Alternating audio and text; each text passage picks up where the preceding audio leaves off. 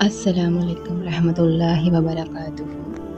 رب اشرح لی صدری ویسر لی امری واحلل عقدۃ من لسانی یفقہوا قولی۔ اعوذ باللہ من الشیطان الرجیم، بسم اللہ الرحمن الرحیم۔ آج کی حدیث نمبر ہے انما الصبر عند الصدمة الأولى۔ صبر وہی ہے جو صدمہ کے ابتدا میں ہو۔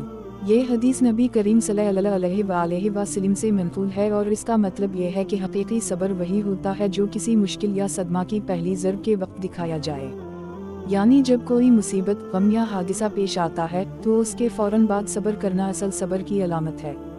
حدیث کی وضاحت یوں کی جاتی ہے کہ جب کوئی ناگہانی آفت یا حادثہ پیش آتا ہے اس وقت انسان کا فوری ردعمل بہت اہم ہوتا ہے۔ اس موقع پر جو صبر کیا جائے وہی حقیقی صبر کہلاتا ہے۔ صبر کا مطلب ہے کہ انسان اللہ کی تقدیر پر راضی رہے اور کسی بھی مشکل وقت میں اللہ سے شکوہ نہ کرے بلکہ اس کی رضا میں خوش رہے۔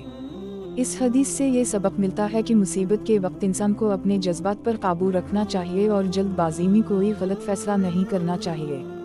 صبر کا تعلق ایمان کی مضبوطی سے ہے۔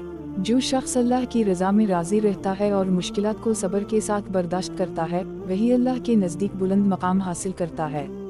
یہ حدیث ہمیں یہ تعلیم دیتی ہے کہ مشکلات کا سامنا صبر و تحمل کے ساتھ کرنا چاہیے اور اللہ کی رضا میں راضی رہنا چاہیے۔ آئے اور میرے پیچھے دہرائے۔